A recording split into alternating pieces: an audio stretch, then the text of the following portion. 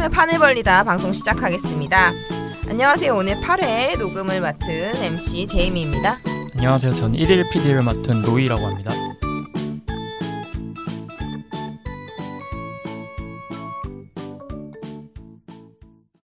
오늘은 저희 원래 고정 PD님이 계셨잖아요. 네.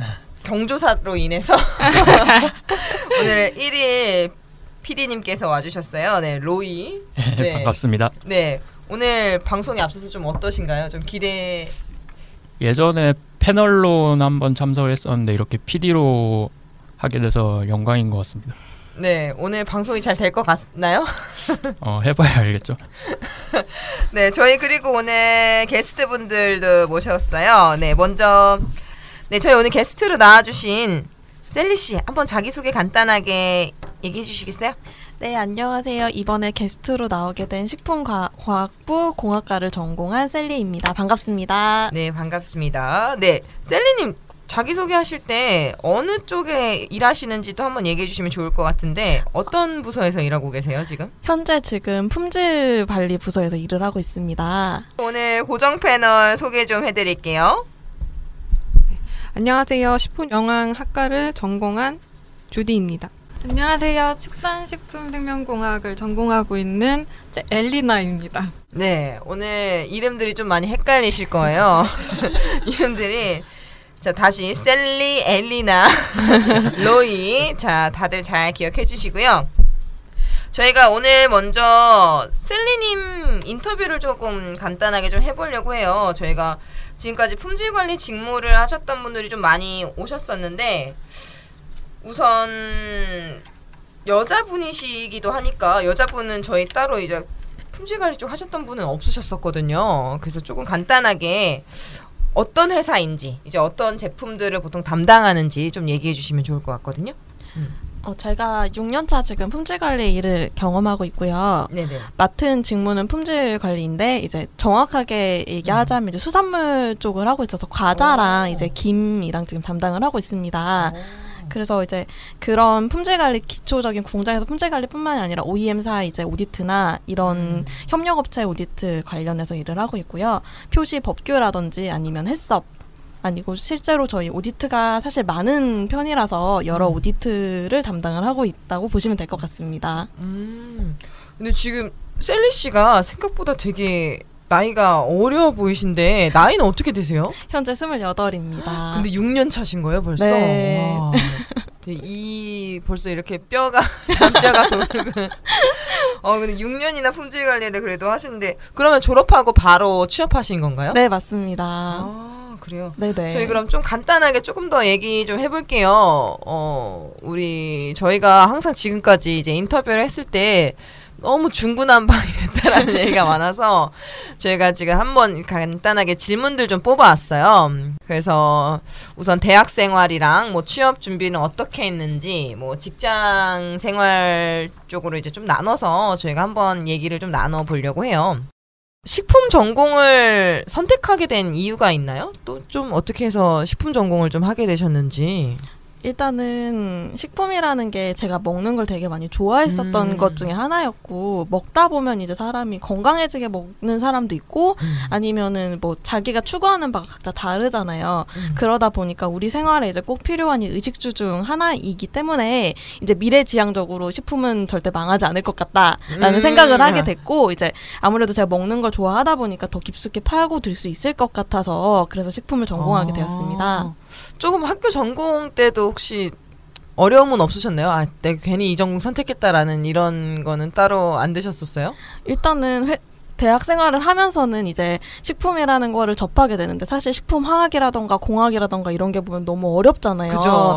그러다 보면 이제 얘를 공부하면서 내가 왜 식품을 공부하면서 공학을 하고 막 미적분을 하고 있지? 이 생각을 하고 있긴 했는데 막상 또 가공학이라던가 이런 여러 가지 접목된 것들을 보면서 이렇게 식품을 만드니까 사람들이 더 많이 섭취를 하고 건강해질 수 있다라는 생각을 하게 돼서 그때 당시에는 되게 좋았던 것 같아요. 그러면은 휴학 안 하시고 그냥 바로 이제 졸업하면서 하면서 네네. 그럼 지금 계속 회사에 6년째 근무하시는 거예요? 아니면 한번 이직을 좀 하셨었나요? 이직을 한번 했었습니다. 이직을 하셨어요. 그럼 첫 번째 직장에서는 어떤 일을 하셨어요? 첫 번째 직장에서 똑같이 마찬가지로 품질 관리 일을 했었는데 네네. 그때는 이제 품질 관리뿐만 아니라 분석 업무까지 담당을 했었어요. 그래서 식품 이제 들어가면 실제로 자가 품질 검사라던가 시험이라던가 실험을 하게 되는 경우가 많잖아요. 그때 실제로 실험 업무를 담당을 했었고 지금은 실험이 아니라 이제 좀 더 오디트나 법규나 대내적으로 지금 활동을 하는 역할을 하고 있습니다. 네. 저희 이 방송 들으시는 분들 또 혹시 또 나온 단어 있죠? 자가품질 검사. 저희가 가끔씩 이게 모르시는 분들이 많이 듣기도 하세요.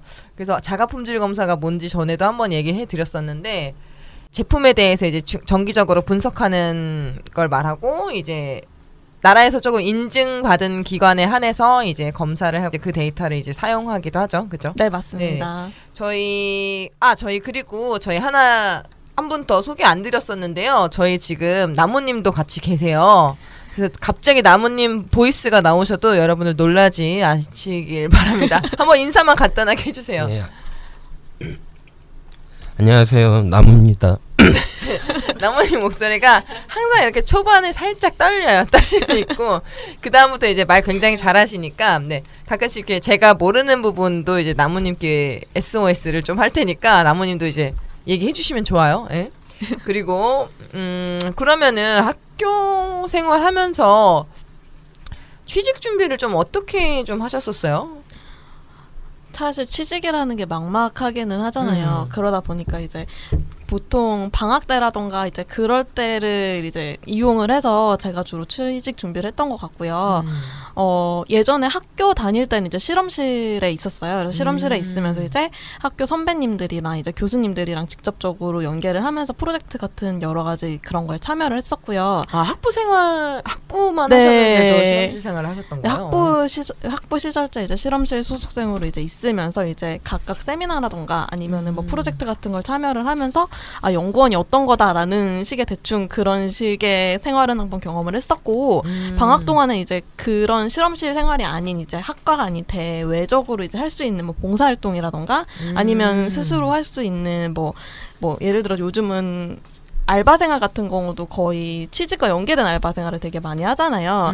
그러다 보니 그런 건 아니지만 어느 정도 쓸 수 있는 그런 식품 관련 알바를 좀 하셨다는 거죠? 식품 관련이라기보다는 어쨌든 그쪽에서 써먹을 수 있는 써먹을 약간 수 오히려 있는. 네네네 그런 일을 좀 더 했었던 것 같아요. 뭐 따로 뭐 동아리라던가 뭐 스터디 자격증 스터디 뭐 이런 거는 따로 안 하셨어요? 평일에 보통 하기는 했었는데 예를 들어 토익이라던가 아니면 이제 방학 동안에 이제 취업 연계 프로그램이 있어서 학교에서 지원을 해주는 사업이 있었어요. 그런 것도 이제 참여를 해서 뭐 실제로 요즘 유명한 삼성이라던가 이런 데 사트 뭐 이런 거 보잖아요.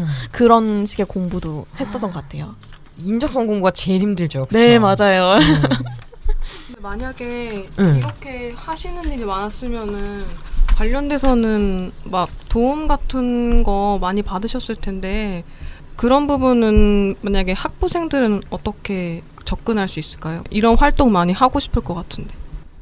예를 들면 어떤 활동들을 말씀하시는 건지. 실험실 얘기하시는 거 아니에요? 실험실은 일단은 보통 학부 생활하면은 보통 교수님마다 실험실이 각각 하나씩 있는 걸로 알고 있어요. 그래서 저희는 2학년 때쯤에 이제 교수님들이 이제 실험실 들어오고 싶은 사람들을 모집을 하시더라고요. 그래서 그 모집 공고를 보고 저는 지원을 했었던 거고 그런 식으로 이제 자기가 적극적으로 들어가고 싶다 얘기를 하면 들어갈 수 있거든요. 좀 힘들기는 한데 그렇게 하다 보면 어쨌든 문화적인 교류뿐만 아니라 여러 사람들을 두루 알아갈 수 있으니까 저는 그렇게 하는 게 맞다고 생각을 합니다. 이게 조금 학교마다 좀 다르기도 해요. 이제 저희 같은 경우도 이제 담당 교수님이 정해졌었거든요. 2학년 그러니까 학년마다 정해지긴 하는데 그때마다 이제 담당해 주시는 교수님 있으면 이제 그 실험실을 조금 가까워질 수도 있고 그리고 좀 학교마다 또 이것도 케이스 바이 케이스인데 이제 논문을 쓰는 학교들은 3학년 올라가면서 이제 자동적으로 이제 실험실이 배정되기도 해요. 그래서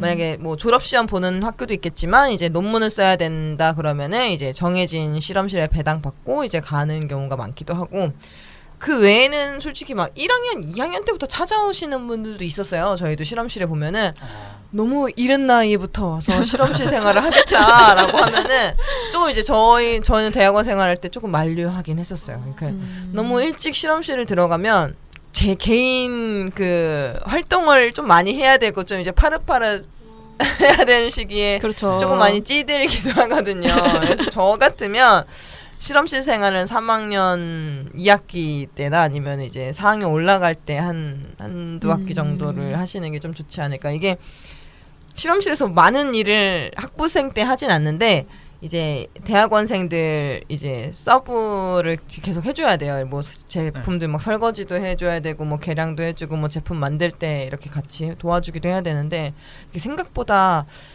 시간이 좀 많이 들기도 해요. 이제 어떤 프로젝트를 실험실에서 하느냐에 따라 다른데 뭐 이걸 듣고 나서 나도 당장 실험실에 가야지라고 생각하시지 마시고요. 조금 학과 공부도 열심히 하시고 시간이 난다면 한 1년 정도 생활을 정도를 추천해 드린다고.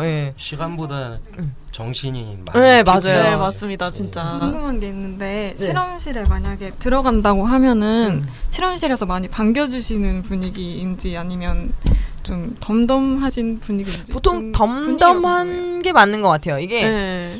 어떨 때는 좋아요. 아, 내가 실험이 너무 많아서 내가 설거지 할 시간도 없는 상태에 학부생들이 들어오면은 오예 땡큐 이렇기도 하는데 내가 한가해 그러면 아, 얘 뭐 시켜야 되지? 아, 뭐라도 시켜야 될 텐데. 그러니까 시기에 따라서 다른 것 같아요. 내 실험이 만약에 진행이 되고 있고 이제 정해진 이런 스케줄이 있으면 이제 같이 해서 할 수 있는데 네.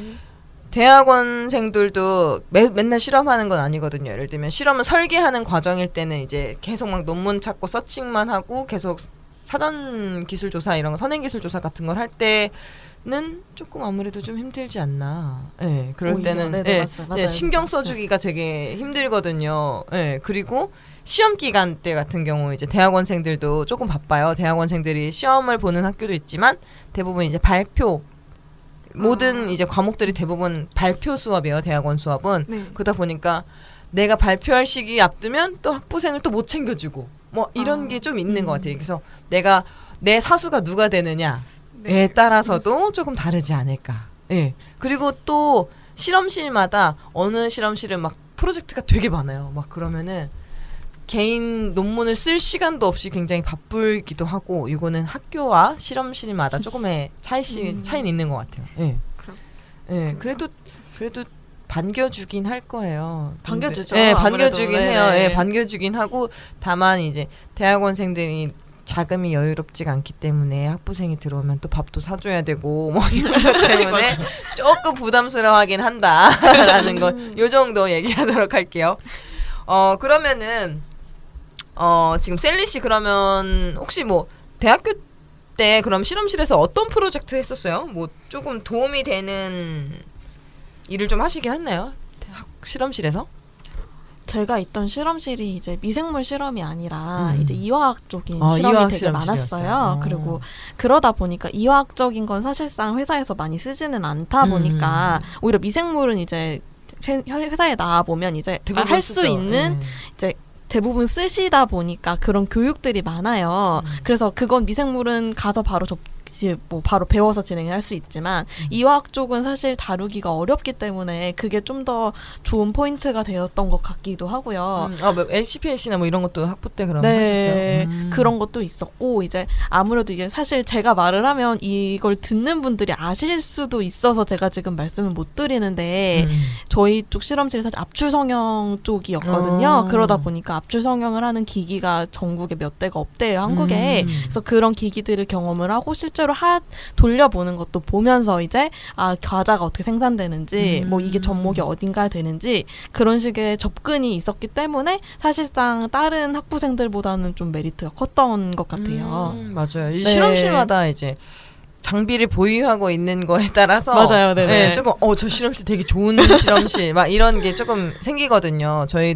저도 이화학 쪽 실험실이었는데 막 옆에 공학 실험실 같은 경우 나노 기계 같은 것도 있고 맞아요. 쌤 같은 광학 현미경 이런 거 있는 데들도 있고 막 이러더라고요.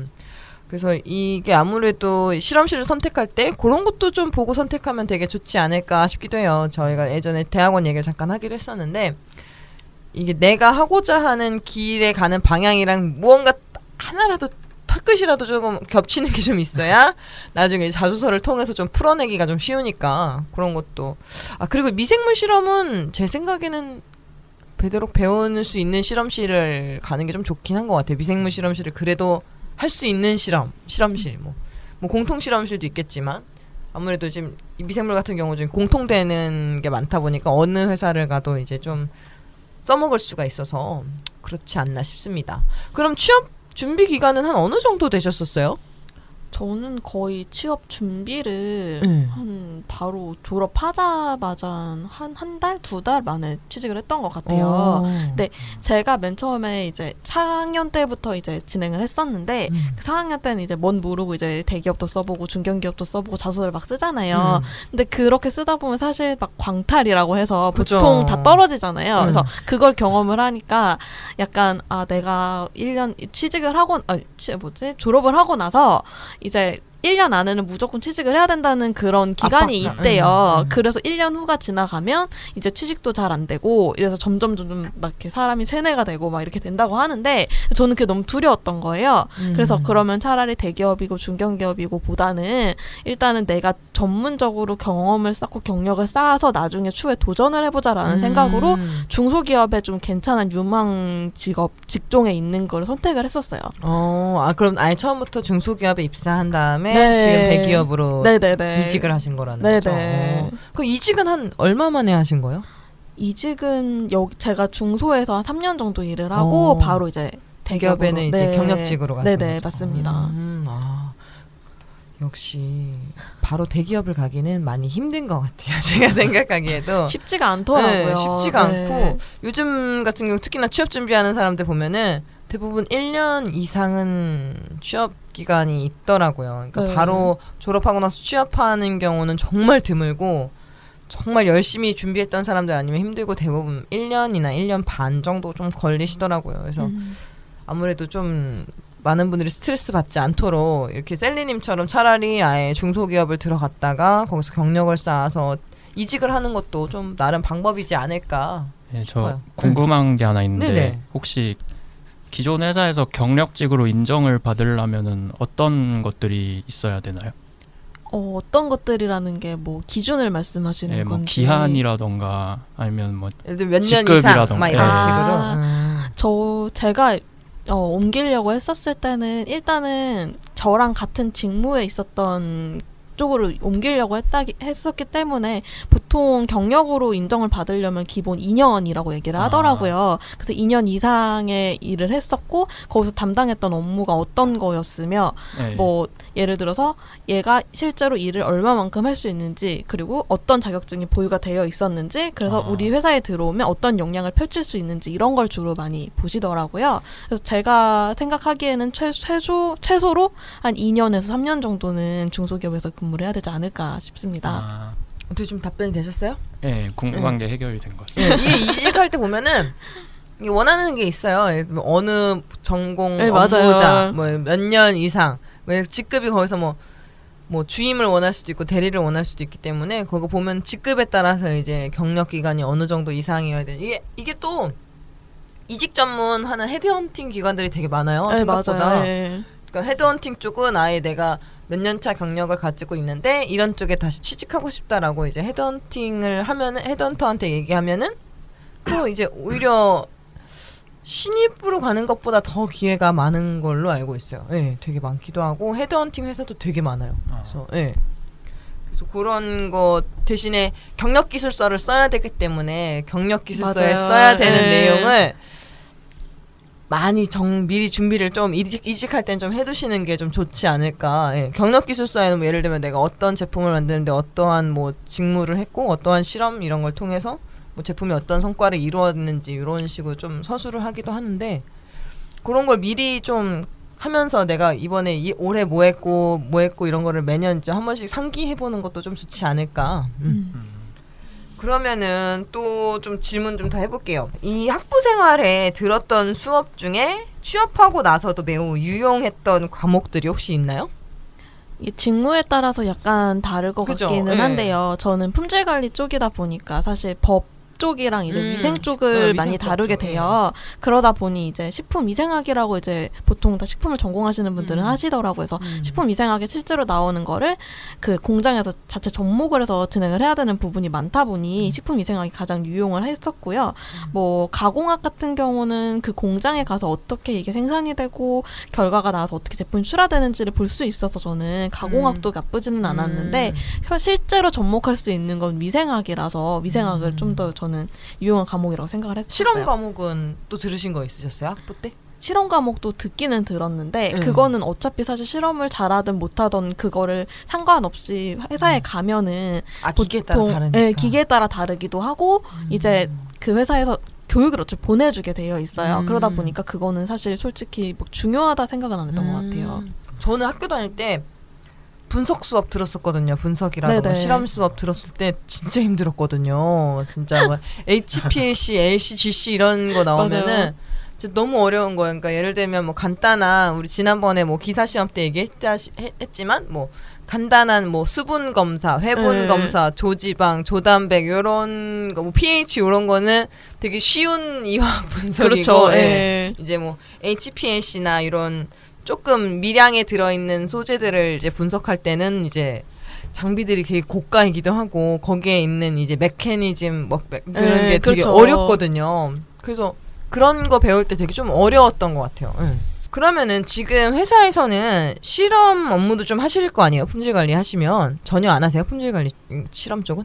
실험 쪽은 이제 담당은 아니고요. 법규가 있다 보니까 법이 변경될 때나 이럴 때 알려주는 역할을 하고 보통 직원 실험 분석하시는 분이 따로 계시는데 역시 큰 기업이다 보니 분석하시는 분이 따로 있는데 그분이 예를 들어 뭐 예를 들어 교육을 가신다던가 그래서 회사에 안 나오게 되는 연차를 쓰시는 경우는 이제 제가 주로 담당을 해서 진행을 하고 있어요. 아 그렇구나.